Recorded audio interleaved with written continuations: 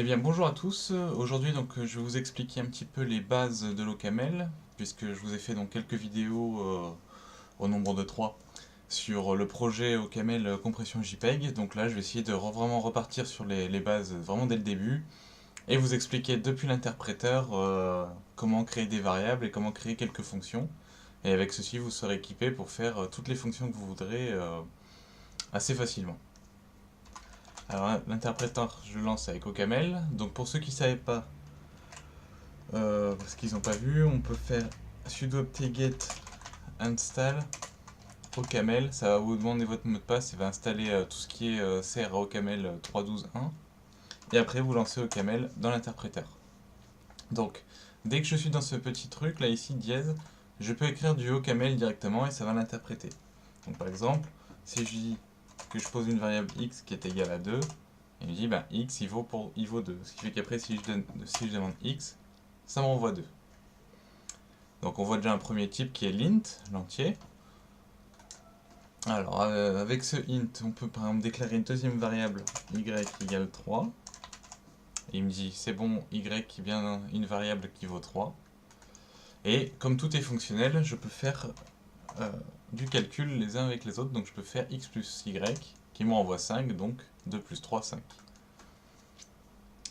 Maintenant je peux faire un let x égale 2 in x plus 2. Ce qui veut dire que x il vaut 2 pour ce calcul-là. Donc, par exemple, si je dis let x égale 1 in let y égale 5 in x plus y, ça vaut 6. Par contre, si je fais x plus y, ça vaut 5, puisqu'en fait, le x et le y qui est ici sont les variables que j'ai déclarées plus haut, alors que le x et y qui est ici sont ces variables-là que j'ai déclarées seulement grâce au in dans ce calcul-là. Donc là, 1 plus 5, 6, et là, 2 plus 3, 5. Donc, je ne sais pas si je suis assez clair là-dessus, je vais essayer de faire un autre petit exemple. Par exemple, let x égale 2, in let y égale x plus 1, in let x égale 3, in x plus y. Là, ça me renvoie 6, pourtant x vaut 2, et y vaut 3, x plus 1. Mais en fait, non. J'ai redéfini x ici pour ce calcul-là. En gros, je dis, bon, bah, je prends x égale 2. Je prends y égale x plus 1, donc y vaut 3. Et ici, je dis, bon, bah, x ici vaut 3 pour ce calcul, donc je fais x plus le y précédent. Donc 3 plus 3, 6. Et donc ainsi, vous pouvez imbriquer un tas de calculs les uns derrière les autres, utiliser toujours que deux variables, et imbriquer des calculs assez compliqués les uns derrière les autres. Il existe une autre version du let in x et y. On peut dire let x égale 4, and y égale 5, in x plus y. Et là, ça fait 9. Ce qui fait que là, en fait, j'ai déclaré x et y en une fois dans ce même calcul. C'est pas mal, ça permet d'aller plus vite. Bon, moi je préfère mettre in let y afin de savoir où j'en suis. Je sais quelle est la valeur de x, quelle est la valeur de y. C'est un peu plus simple. Alors, il existe d'autres types que le int. Il existe le float, qui vaut 2 par exemple 2.5, c'est un float. C'est un chiffre virgule. Il existe un string, donc salut, une chaîne de caractères, voilà, string salut. Et il existe le char. Le char, voilà, qui est un caractère simple. Voilà pour les types de base. Après, on peut jongler avec ces trucs-là, faire des types différents. Je vous en montrer un seul type. Par exemple, on peut créer son propre type qu'on appelle couple. Et on lui dit, bah, c'est un int croix-char. Et là, il nous dit, ok, le type couple vient d'être créé, c'est un int croix-char. Et du coup, vous pouvez jouer avec. Alors, par contre, depuis l'interpréteur, je ne pourrais pas travailler dessus. Il va dire, voilà, le x est un int croix-char. Mais en gros, c'est le même type que ça.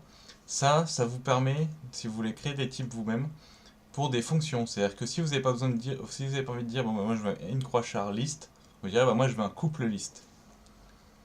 Mais ça, on verra plus tard. Mais bon, globalement, vous pouvez créer tous les types que vous voulez, vous pouvez les énumérer, faire un tas de choses assez compliquées. Et, euh, et donc, par exemple, créer un couple, c'est très simple, hein. C'est-à-dire que 3 et C sont le même, enfin, font partie du même objet qui est le couple là, in croix char. Et après, si vous voulez faire des listes de ça, bon, chaque élément sera de cette forme-là et avec des listes. Donc, pour commencer une liste, c'est ça. Donc ça, c'est une liste d'entiers. Voilà, une int list et qui a pour chaque élément 1, 2, 3, 4 et 5. Alors voilà, pour cette partie-là, on va créer donc notre première fonction, let double, qui prend un entier. Donc bon, pour les calculs, je fais toujours avec des entiers aujourd'hui, parce que bon, globalement, on n'utilise vraiment que des entiers. C'est vraiment le plus simple. Et donc double, je dis, ben, il vaut 2 fois la valeur que j'ai rentrée en paramètre. Donc là, il me dit bien, val double prend un entier, renvoie un entier, et c'est une fonction. Donc si je fais double de 5, il m'envoie 10. Si je fais double de 0, il m'envoie 0. Si je fais double, entre parenthèses, 8, il m'envoie 16. Donc voilà, il fait bien le double des éléments qu'il faut. Si je fais let x égale double de 3, x vaut 6 du coup. Puisqu'en fait, il transforme cette valeur-là, il la calcule, et il la range dans x.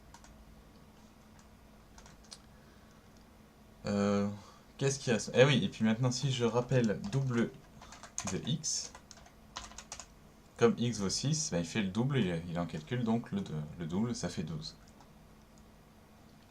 Voilà donc pour les fonctions simples, ces fonctions-là, donc vous pouvez faire énormément de choses avec ces petits trucs. Et il y a un autre type de fonction qui est très important, qui est le type récursif, qui commence toujours par letrec, qui veut dire récursif. Enfin toujours, toujours si vous l'utilisez simplement. On verra une autre façon de faire une fonction récursive sans utiliser le letrec, avec les list fold left, qui est une fonction récursive elle-même en fait. Alors, letrec, factoriel. Donc le factoriel, c'est simple pour ceux qui connaissent pas bien en maths encore ou qui l'ont pas encore vu. C'est juste, par exemple, si je demande factoriel de 5, c'est 5 fois 4 fois 2 fois 3 fois 1. Ça va pas plus loin que ça. Et factoriel 0 de base vaut 1. Donc, match x with. Alors ça, c'est une autre particularité en Camel. Le match, c'est donc un switch case en Java ou en C. C'est donc, je dis, c'est un gros si sinon, mais imbriqué.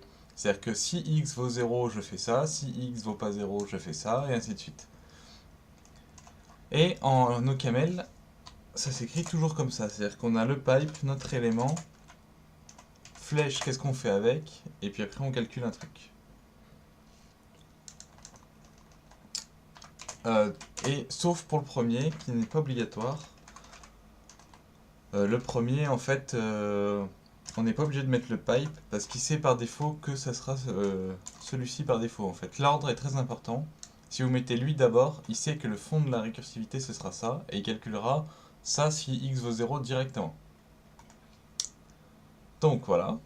Donc ce que j'ai fait, c'est que factoriel c'est simple, c'est l'élément multiplié à la factorielle de l'élément moins 1. Donc si c'est 5, ça fait 5 factoriel 4. Puis 4 factoriel 3, 3 factoriel 2, 2 factoriel 1, 1 factoriel 0, factoriel 0, ça lui renvoie 1, 1 fois 1, 2, et ainsi de suite. 1 fois 1, 1, et après 2 fois 1, 2, et après il part à 3, 4, et ainsi de suite. Donc, si je fais factoriel de 5, justement, ça m'envoie 120. Si je fais maintenant factoriel de 4, ça fait 24. Factoriel de 3, ça fait 6. Si je trace factoriel, il me semble que ça s'écrit comme ceci. Si maintenant je fais factoriel de 5 à nouveau pour montrer, il a bien fait les appels, donc il fait factoriel de 5 qui appelle factoriel de 4, qui appelle factoriel de 3 jusqu'à factoriel de 0. Ça renvoie 1. Puis ça renvoie 1. Puis 2, ça renvoie 2. Ensuite, il fait 2 fois 3, 6. Puis tout ça fois 4, 24. Puis 24 fois 5, 120. Et donc factoriel de 5 renvoie 120. Donc je vous ai montré aussi au passage le trace. Donc vous pouvez le untrace après à la fin, avec toujours le dièse untrace. Ça c'est très pratique pour les fonctions récursives justement, ou pour toute fonction. Si vous voulez faire une trace rapide sur un exemple, parce que vous avez une fonction qui ne fonctionne pas tout à fait comme vous voulez, ou si vous vraiment voulez comprendre comment ça marche, vous faites trace de la fonction. Par contre l'inconvénient c'est qu'à chaque fois que vous l'utiliserez, il le rappellera. Donc là il faut que je fasse une trace de factoriel. Voilà. Et si je fais factoriel de 9, il a bien calculé le factoriel. Par contre, il m'a plus tracé la chose. Donc ça m'a permis de détracer. Voilà pour factoriel. Alors maintenant, on va faire 3 versions. Enfin, 4, mais il y en aura une qui sera 2 fois la même quasiment. Donc 3 versions de somme qui va prendre une liste en paramètres et qui va envoyer un entier. Et c'est avec cette fonction-là que je vais vous montrer d'abord le type récursif de base, puis un exemple avec un couple liste, pour vous montrer le type couple de tout à l'heure, et enfin avec un list fold left, du coup vous montrerez un petit peu l'ordre supérieur, et ce sera un peu plus simple. Alors, let rec somme 1, on va l'appeler, qui prend une int list, et qui renvoie un int. Je match L with. Donc vous verrez que le match L with, le match N with, c'est vraiment quelque chose que vous voyez tout le temps. Si j'ai qu'un seul élément, ben je le renvoie.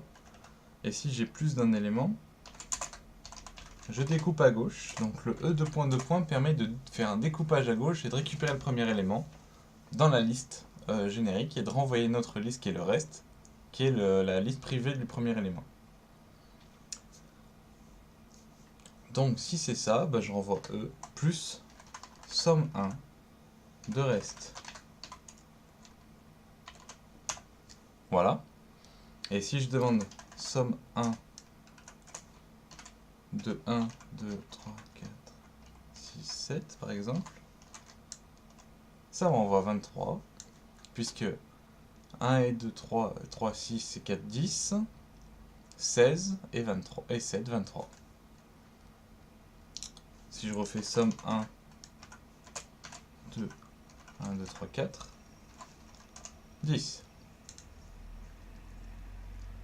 Maintenant, on va faire une deuxième version qui est quasiment la même, qui va juste vous montrer en fait comment découper un couple, par exemple. Donc là, je demande une couple liste. Donc, couple, tout à l'heure, c'est ce qu'on avait défini, c'était un int par char, et qui renvoie un int. Je match L with, c'est exactement pareil. Si la liste est vide, j'ai rien à découper, je renvoie 0. Si la liste comporte un élément, là je commence mon découpage. Je lui demande fst de E. Fst est une fonction de base dans OCaml qui permet de récupérer un couple ou un NUplay et de prendre le premier élément. Donc là, par le int croix list, je récupère le int. Et après, je fais nfst de E plus somme du reste.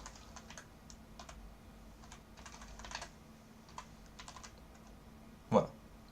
Si maintenant je demande l'exemple, donc là je me suis créé un petit exemple sur le côté parce que j'ai pas envie de retaper la liste tout le temps. Donc on a 1 avec A, 2 avec C, 4 avec E. On va récupérer 1, 2, 4. Et ça nous renvoie 7. Donc voilà. Exactement la même fonction. Donc je reprends mon exemple. Mais cette fois-ci, plus avec un couple, mais avec un int croix char. Donc exactement la même chose. Mais c'est pour montrer que là, là vous voulez, je peux créer le type int_char directement à l'intérieur. Et ça fonctionnera aussi. Le seul truc, c'est que c'est un peu plus compliqué, un peu plus casse-pied à écrire au début. Surtout si à chaque fois que vous avez une fonction, euh, vous avez besoin de dire, ben, moi je veux un int_char_list et pas un int_char_list. Il faudra mettre les parenthèses, alors que là, ben, je définis un type couple, je définis un type nuplé, et je demande la nuplé list, et puis voilà, ça renvoie la même chose, quoi. Vous voyez bien, sur le même exemple, j'ai le même résultat, ce qui est normal. Bon, maintenant il me reste quelques dernières fonctions à faire, et en ordre supérieur. Donc l'ordre supérieur, c'est une façon d'écrire les choses, je vous montrerai. Donc c'est let sum3. Donc je commence toujours par une parenthèse qui prend une int list et qui renvoie un int. Et vous voyez, ça se rapproche plus du match. C'est-à-dire que j'ai l'entrée, j'ai la sortie. Et la somme, en fait, est le nom de la variable, en fait. Enfin, c'est le nom de la fonction, mais c'est associé à une variable. Ça permet, en fait, de définir les types que j'ai besoin, int list par int, sans définir de variable. La variable, je la définis que ici, à partir du moment où je commence à calculer. Donc, là maintenant, on va voir les objets donc, de liste. List, c'est une grande classe qui permet en fait de faire énormément de choses. Et donc on a le fold left. Voilà, faut aller sur InReal. On a plein de types là-dessus, je vous laisserai regarder. Mais on a en gros le fold left, le fold right et le list map qui sont très importants. En gros, le fold left, il prend une fonction qui prend un A, un B et qui renvoie un A. Après, en paramètre, on lui envoie un A et un B list et il renvoie un A. Et ça, c'est la fonction récursive qui fera le calcul. Mais, nous, on veut que ce soit sum3 qui soit récursif, mais sans définir le let rec, donc on utilise le list fold left. Donc fold left, ça veut dire qu'en gros, il découpe à gauche au fur et à mesure. Et le fold right, il va découper par la droite. À xy, je vais envoyer x plus y, puisque là, je fais une somme. L'initialisation, c'est à 0. Et L, c'est la liste que je lui ai envoyée. Et maintenant, si je fais somme3 de 1, 2, 3, 4, 5, 6, 7, allez, ça fera 24, ça fera 28, pardon. Et du coup, c'est list fold left qui a découpé ça. Il a pris 1, il ajoute à 0, ça fait 1, puis il a stocké dans la mémoire. Puis après, il a pris le deuxième élément, 2, il l'a ajouté à 1, ça fait 3, puis 3, 6, et ainsi de suite, jusqu'à arriver à la fin. Et en fait, c'est le list fold left qui a fait son boulot, qui a fait le découpage au fur et à mesure, alors que ma fonction est bien récursive au départ. On peut faire quasiment la même fonction, vous verrez, s'écrire presque pareil, qui va me calculer le nombre d'éléments. Donc il prend une int list et qui renvoie un int. Donc on a les mêmes types. On utilise list.foldLeft. Fun de x, y, et je renvoie 1 plus x, 4 base 0 et L. J'ai fait une erreur d'écriture. J'ai oublié le égal. Alors, ce que je vais faire, c'est que moi, ce que je vous conseille, c'est de copier vos fonctions, de l'écrire dans des fichiers texte à côté. Donc c'est la même chose que j'ai écrit, au lieu de xy, j'ai mis hack plus x et 1 plus hack. Comme ça, si vous faites ces erreurs-là, vous pouvez les modifier sur le fichier texte et après refaire copier-coller de la fonction ici. Parce qu'OCaml, en fait, ne permet pas de revenir en arrière. Voilà, c'est écrit ce genre de choses. Donc il faut se retaper toute l'écriture. Donc c'est pour ça, gardez bien un fichier texte à côté. Donc là, en fait, ce qui se passait, c'est que j'avais juste oublié le égal entre le nom de la fonction et ce que faisait la fonction. Voilà. Et donc si on redemande nblm à 1, 2, 3, 4, 5, 6, 7, il m'envoie 7, puisqu'il y a 7 éléments.